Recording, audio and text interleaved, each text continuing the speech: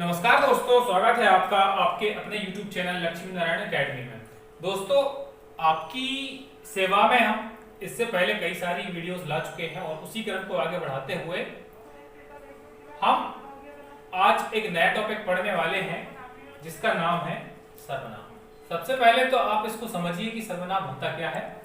आपने बचपन में पढ़ा होगा कि संज्ञा के स्थान पर जिन शब्दों का हम प्रयोग करते हैं उन्हें हम सर्वनाम कहते हैं। एक एग्जांपल हम देखते हैं। मान लीजिए मैंने लिखा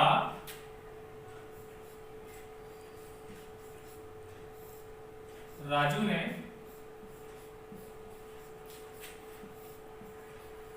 राजू के मन में सोचा कि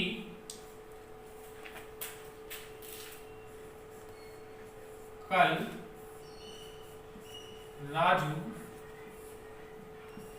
राजू के दोस्त के घर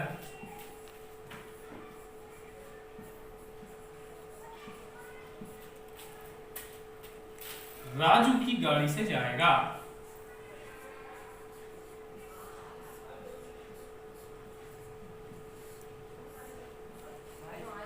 गाड़ी से जाएगा। अब देखिए,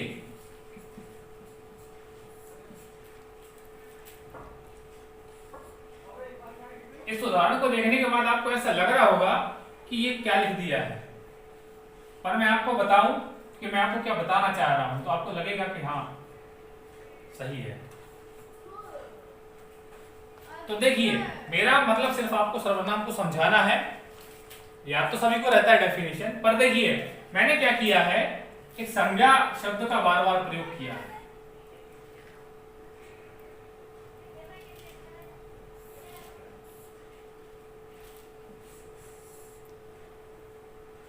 देखिए, अगर इसको मैं कुछ इस प्रकार से लिखता या बोलता कि राजू ने उसके मन में सोचा कि कल वह उसके दोस्त के घर उसकी गाड़ी से जाएगा। तो देखिए, भाषा कितनी स्पष्ट हो जाती है और सुनने में अच्छी लगती है। बात वही है, बस हमने थोड़ा सा बदलाव कर दिया है कि हमने संज्ञा शब्द के स्थान पर सर्वनाम का प्रयोग कर लिया है। इसीलिए कहते हैं कि संज्ञा के स्थान पर जिन शब्दों का प्रयोग किया जाता है उन्हें हम सर्वनाम कहते हैं। इसके प्रकारों की बात करें तो कितने प्रकार होते हैं इसके? सर्वनाम के होते हैं जी 6 प्रकार। कौन कौन से होते हैं वो भी देख लेते हैं। पहला हमारा प्रकार होगा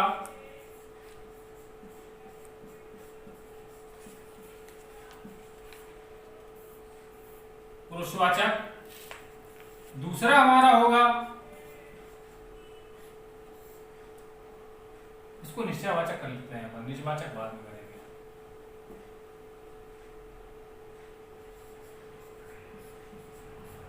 निश्चयवाचक। फिर नेक्स्ट हमारा हो जाएगा तीसरा अनिश्चयवाचक।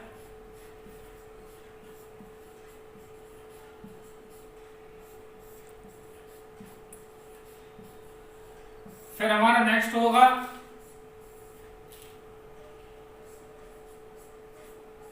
निजवाचक। फिर फिफ्थ होगा हमारा संबंधवाचक।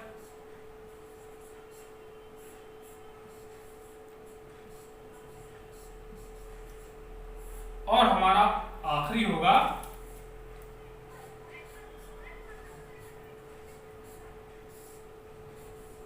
प्रश्नवाचक। तो देखिए, प्रश्न जब परीक्षा में पूछा जाता है तो डायरेक्ट पूछते हैं कि सर्वनाम के कितने भेद होते हैं। तो कितने भेद होते हैं? 6 इसके प्रकार होते हैं। अब हम देखेंगे इसको एक एक करके किस प्रकार के उदाहरण हम शामिल कर सकते हैं। सबसे पहले आता है पुरुषवाचक सर्वनाम। तो देखिए, जहां कहीं पर भी हमें फॉर एग्जाम्पल के थ्रू अगर हम समझेंगे तो जैसे मान लीजिए कि मैं बात कर रहा हूं आपसे, तो मैं अपने लिए जो सर्वनामिक शब्दों का प्रयोग करूंगा वो आपसे बात मैं कर रहा हूं, आपको समझाने के लिए जो मैं सर्वनामिक शब्दों का प्रयोग करूंगा वो, और जिस किसी तीसरे के बारे में हम बात करेंगे और उसको संबोधित करने के लिए हम जिन सर्वनामिक शब्दों का प्रयोग करेंगे वो क्या कहलाएंगे? पुरुषवाचक सर्वनाम कहलाएंगे। एग्जाम्पल के माध्यम से समझ लेते हैं। जैसे कि मान लो मैं खुद के लिए जब शब्दों का प्रयोग करूंगा, सर्वनामिक शब्दों का प्रयोग, तो क्या करूंगा? मैं, मेरा, मुझे, इस प्रकार के सर्वनामिक शब्दों का मैं प्रयोग करूंगा स्वयं के लिए। ठीक है, आपसे मान लीजिए बात कर रहा हूं तो आपके लिए मैं बात करूंगा आप, तुम, तू, इस प्रकार के शब्द अपन जिससे बात कर रहे हैं उसके लिए इस प्रकार के शब्दों का हम प्रयोग करते हैं। फिर तीसरी बात आती है जिसके बारे में हम बात कर रहे हैं, वे, वह, इस प्रकार के हम जो शब्दों का इस्तेमाल करेंगे वो कहलाएंगे पुरुषवाचक सर्वनाम। ये तो हो गई एग्जाम्पल, लेकिन इस प्रकार से इसके 3 भेद होते हैं। कौन कौन से होते हैं? तो देखिए, पहला होता है उत्तम पुरुष, दूसरा होता है मध्यम पुरुष,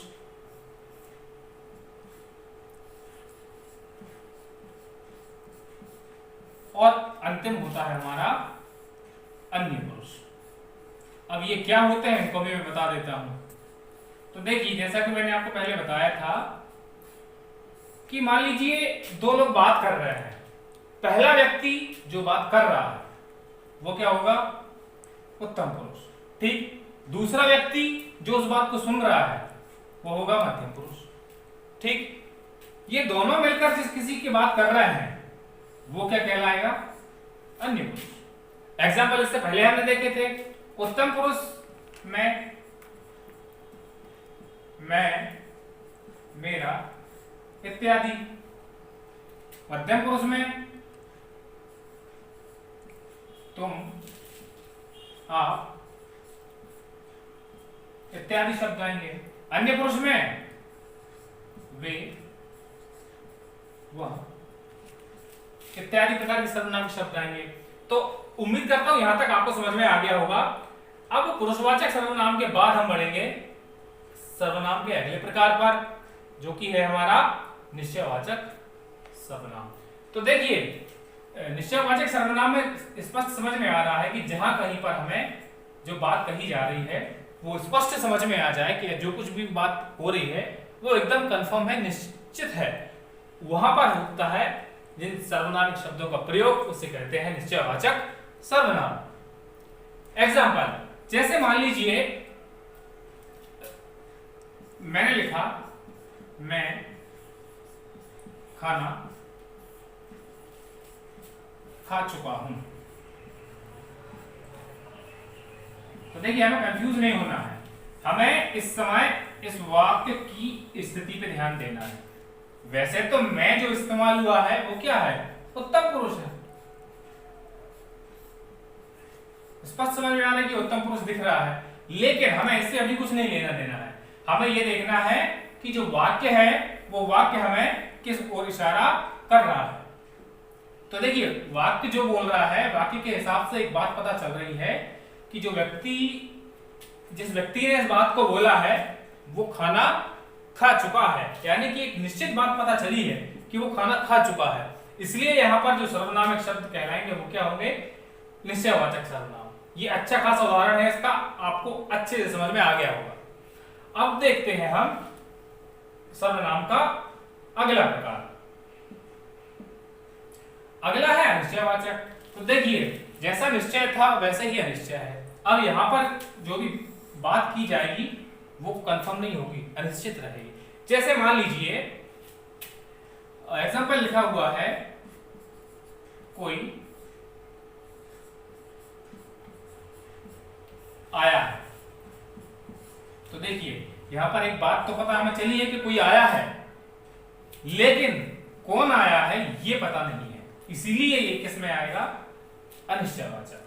ठीक, जैसे मान लीजिए कुछ लिखा है, कुछ गिर गया।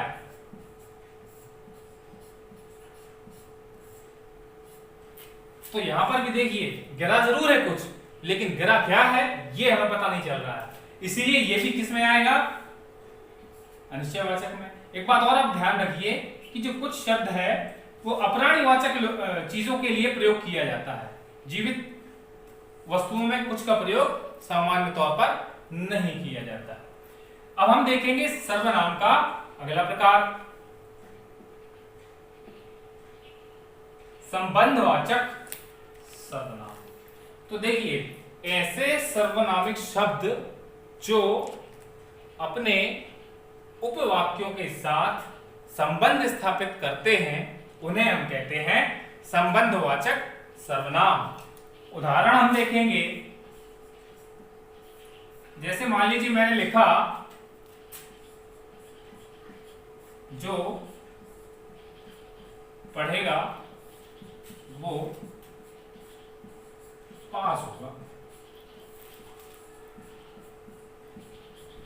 तो देखिए एक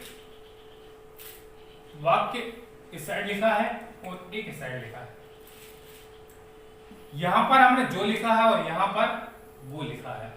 तो ये जो दोनों शब्द हैं वो क्या कर रहे हैं, इन दोनों वाक्यों का एक दूसरे से रिलेशन बता रहे हैं। इन दोनों में से किसी एक को भी अगर छुपा लिया जाए तो ये जिस अर्थ में प्रयोग करने के लिए प्रयोग किया गया है वो अपना अस्तित्व खो देगा, वो मतलब उसका नहीं बचेगा। इसीलिए इसे क्या कहा जाता है, संबंधवाचक सर्वनाम कहा जाता है। और दूसरा उदाहरण हम देखें तो जैसे मान लीजिए जिसकी लाठी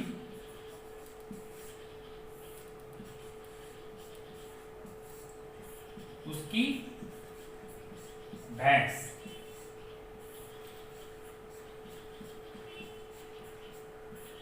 अब यहां पर भी देखिए ये दो सर्वनामिक शब्दों का हमने प्रयोग किया है जो क्या कर रहे हैं, वो इन दोनों से संबंध को हमें दिखा रहे हैं, इसीलिए ये क्या कहलाएगा, संबंधवाचक सर्वनाम।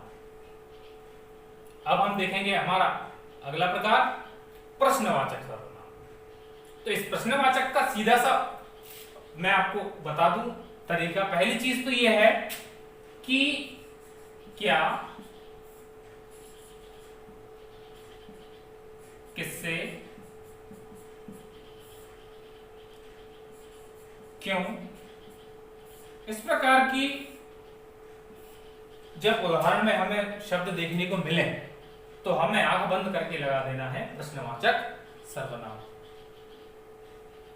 2016 एमपीएसआई की परीक्षाओं में इस प्रकार से प्रश्न पूछा गया था। कोई एक उदाहरण दे दिया था, उद्धरण चिन्ह, विराम चिन्ह का था एक्चुअली वो क्वेश्चन, लेकिन उन्होंने क्या पूछ लिया था, प्रश्नवाचक सर्वनाम पूछ लिया था। उदाहरण अगर हम इसका देखें तो मान लीजिए आप किससे बात कर रहे हैं।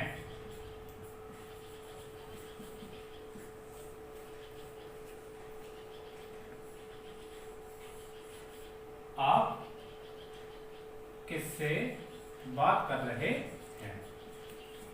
ठीक, अब यहां पर क्या होगा कि जब ये इस प्रकार के शब्द हम इस्तेमाल कर देते हैं तो यहां पर फिर हम क्या करते हैं, पूर्ण विराम के स्थान पर प्रश्नवाचक चिन्ह का हम प्रयोग करते हैं। तो ये दो तरीके हो गए, आपको एक तो इन चीजों को देखना है, दूसरा हमें क्या देखना है, प्रश्नवाचक देखना है। यहां पर जो सर्वनाम होगा वो कौन सा होगा, प्रश्नवाचक सर्वनाम होगा। अगला है हमारा निजवाचक सर्वनाम। तो दोस्तों देखिए निज का मतलब होता है हम खुद, स्वयं, जो स्वयं तक सीमित, तो वहां उस स्थिति में हम निज का प्रयोग करते हैं। तो हमें जिन उदाहरणों से पता चले कि सिर्फ स्वयं की बात हो रही, वहां पर सर्वनाम जो होगा वो होगा निजवाचक सर्वनाम। जैसे मान लीजिए एग्जांपल लिखा हुआ है, मैं यह काम आप ही कर लूंगा। तो देखिए यहाँ पर एक बात ध्यान रखने वाली है आपके लिए, और वो ये कि यहाँ पर मैंने एक शब्द इस्तेमाल किया है और वो क्या है, आप। जब हमने पुरुषवाचक सर्वनाम को देखा था तो आपको हमने किस में काउंट किया था, मध्यम पुरुष में काउंट किया था कि नहीं किया था? किया था। लेकिन यहां पर जब हम इस पूरे वाक्य को देखेंगे तो हमें यह बात स्पष्ट रूप से समझ में आ रही है कि यहां पर क्या हो रहा है, जो भी व्यक्ति बात कर रहा है वो स्वयं के बारे में पता चल रहा है, उससे क्या अर्थ निकल रहा है, स्वयं का अर्थ उसमें निकल रहा है। इसीलिए यहां पर जो सर्वनाम होगा वो निजवाचक सर्वनाम होगा। ठीक है दोस्तों, उम्मीद करता हूं आपको हमारा ये प्रयास पसंद आ रहा होगा। यदि आपको हमारा प्रयास अच्छा लगे तो हमें ऐसे ही स्नेह प्रदान करते रहें। Thank you so much.